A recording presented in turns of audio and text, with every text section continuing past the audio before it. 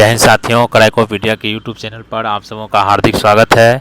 तो जैसा कि इससे पहले रिवीजन सीरीज में हम लोग प्राचीन काल का इतिहास किरण पब्लिकेशन से वन लाइनर कंप्लीट कर चुके हैं, जो कि काफ़ी इम्पोर्टेंट प्रश्न है इसमें।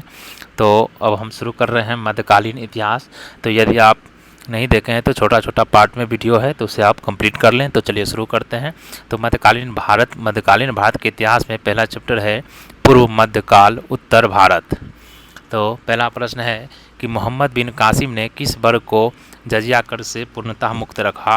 तो ब्राह्मणों को। मोहम्मद बिन कासिम ने जजिया कर से ब्राह्मणों को मुक्त रखा था।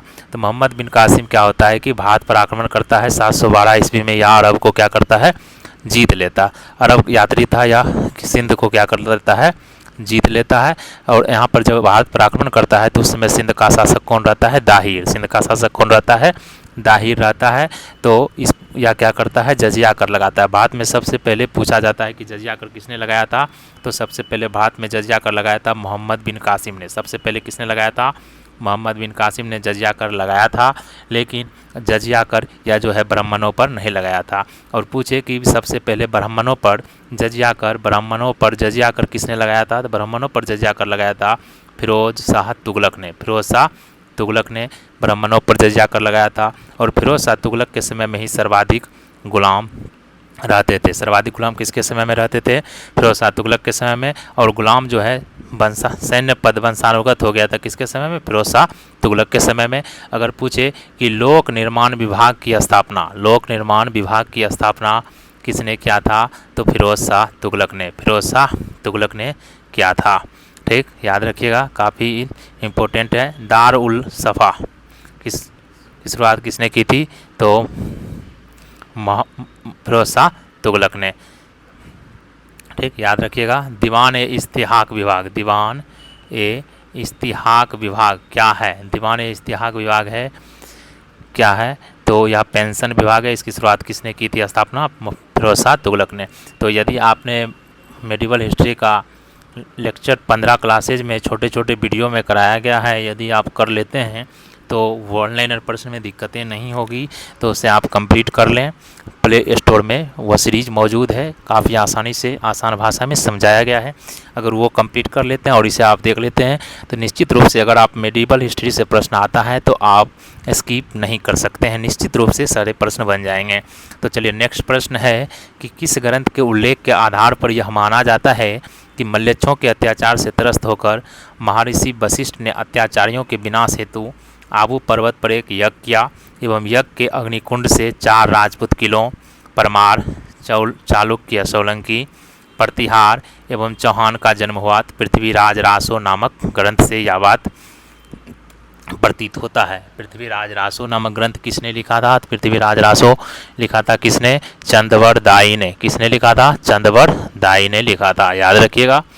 ढिल्लिका, देखिए क्या नाम है कि ढिल्लिका, दिल्ली जिसको कहते हैं, कि नगर की स्थापना किसने की थी?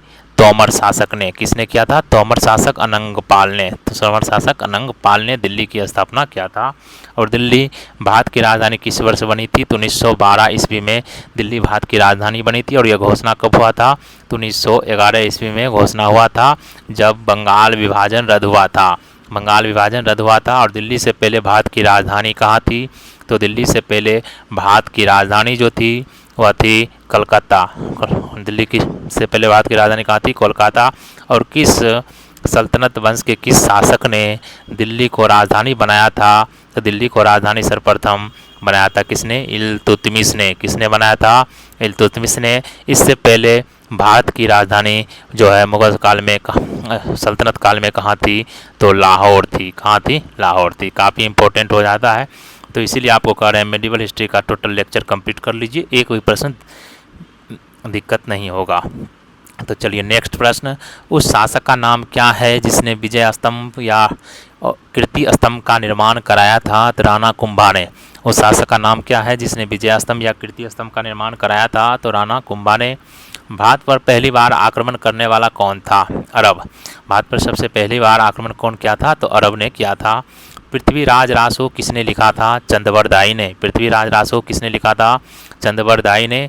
विजय स्तंभ कहाँ स्थित है? चित्तौड़गढ़ में। विजय स्तंभ कहाँ स्थित है? चित्तौड़गढ़ में।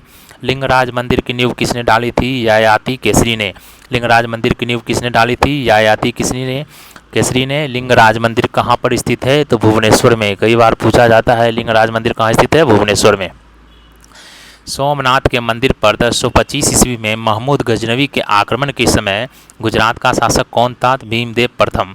कई बार पूछा जा चुका है कि महमूद गजनवी का सबसे चर्चित आक्रमण कौन सा था? तो सोमनाथ के मंदिर पर किया गया आक्रमण जो 1025 ईस्वी में किया गया था। और इस समय जो है गुजरात का शासक कौन था? तो भीमदेव प्रथम था। भीमदेव प्रथम था, काफ़ी इम्पोर्टेंट हो जाता है। तो चलिए नेक्स्ट प्रश्न है कि हिंदू विधि पर एक पुस्तक मिताक्षरा किसने लिखी है? मिताक्षरा लिखी है विज्ञानेश्वर ने। हिंदू विधि पर एक पुस्तक मिताक्षरा किसने लिखी है? विज्ञानेश्वर ने। किस नाटक के कुछ अंश अढ़ाई दिन का झोपड़ा मस्जिद की दीवारों पर अंकित है? हरिकेली। हरिकेली एक नाटक है जिसका कुछ अंश अढ़ाई दिन के झोपड़ा मस्जिद पर की दीवार पर अंकित है। तो काफ़ी इंपॉर्टेंट हो जाता है।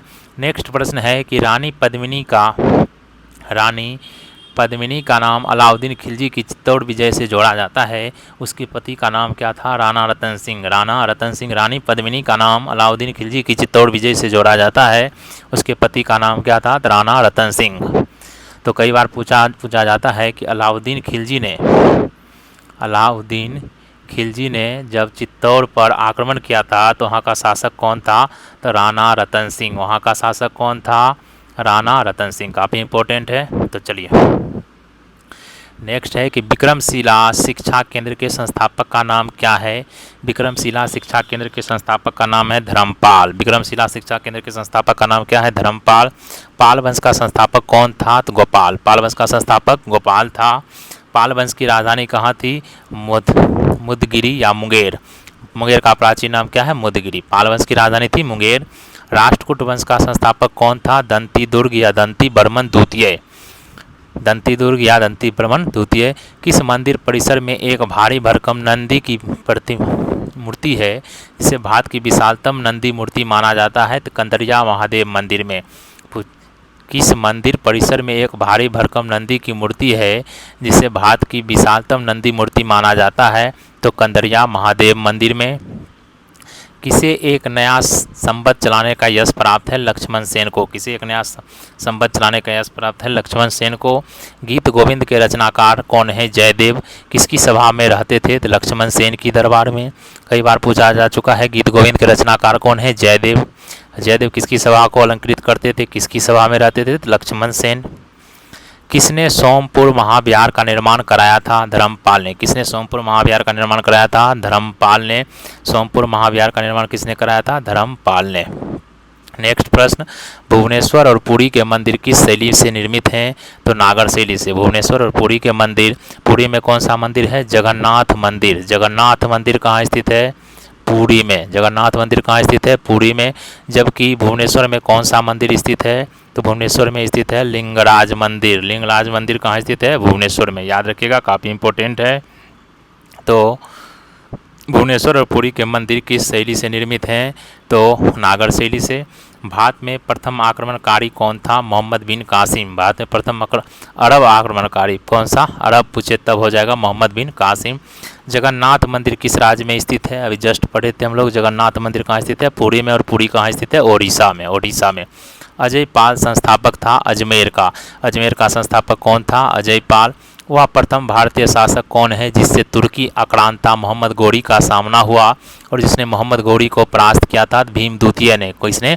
भीम द्वितीय ने। मोहम्मद गौरी को किसने परास्त किया था? तो भीम द्वितीय ने परास्त किया था।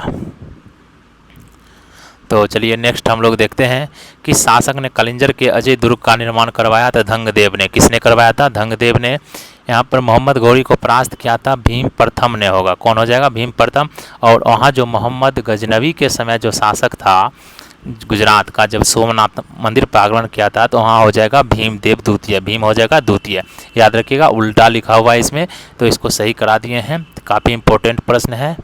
तो चलिए, किस शासक ने कलिंजर के अजय दुर्ग का निर्माण करवाया था? धंगदेव ने कलिंजर के अजय दुर्ग का निर्माण करवाया था।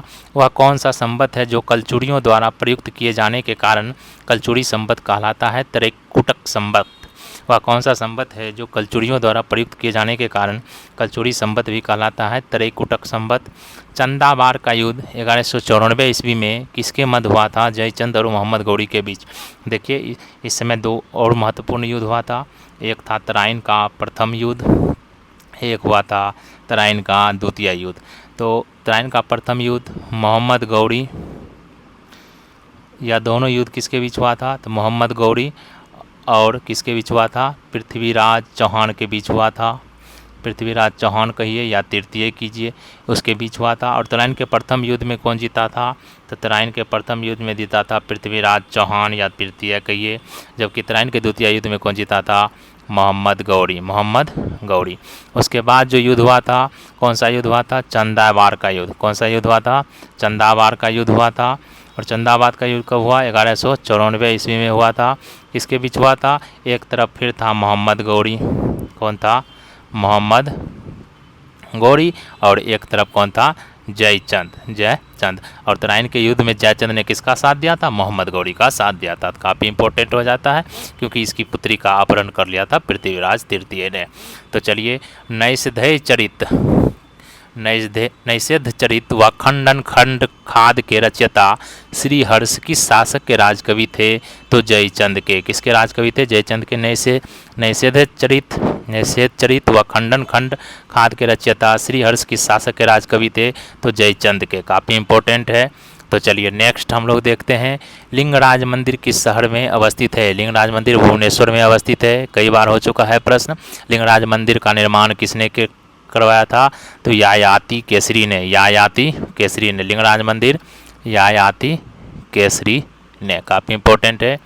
तो किस पाल शासक को गुजराती कवि स्वरठल ने उत्तरापद स्वामिनी कहा था? तो धर्मपाल को। किस शासक को गुजराती कवि स्वरठल ने उत्तरापद स्वामिनी कहा था? धर्मपाल को। 9वीं सदी में भारत आए अरब यात्री सुलेमान ने किस साम्राज्य को रुहुमा कहकर संबोधित किया था? तो पाल शासक को। 9वीं सदी में भारत आए अरब यात्री सुलेमान ने किस साम्राज्य को रुहुमा कहकर संबोधित किया? पाल शासक को। सेन वंश का संस्थापक कौन था? सामंत सेन। सेन वंश का संस्थापक कौन था? सामंत सेन। किस विदेशी यात्री ने गुर्जर प्रतिहार वंश को अल गुजर एवं इस वंश के शासकों को बौड़ा कहकर पुकारा था?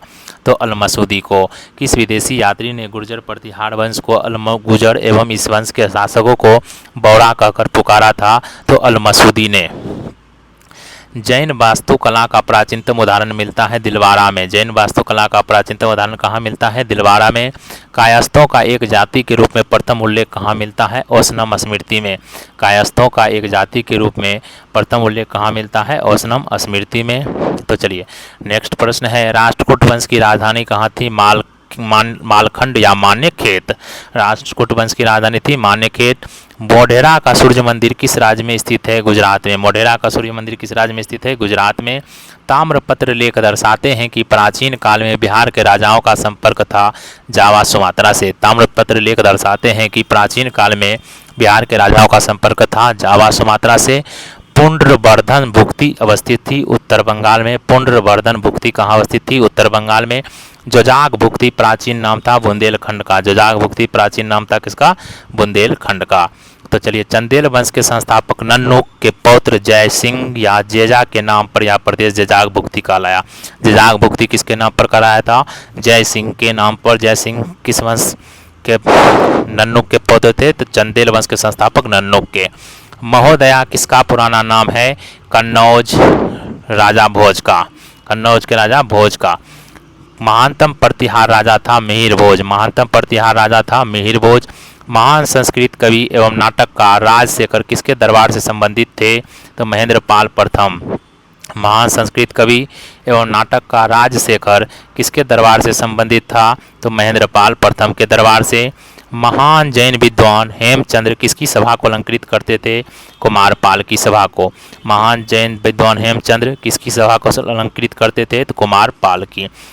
तो आज के वीडियो में इतना ही। नेक्स्ट वीडियो में हम लोग सेकेंड चैप्टर को कंप्लीट करेंगे। सेकेंड चैप्टर जो है दूसरा है पूर्व मध्यकाल और दक्षिण भारत। एक बार फिर आपको बता दें कि यदि आपने मध्यकालीन इतिहास का लेक्चर नहीं देखा है, टोटल 15 क्लासेज में कंप्लीट कराया गया है, तो आप उसे देख लें तो एक भी प्रश्न में आपको समस्याएं नहीं आएगी।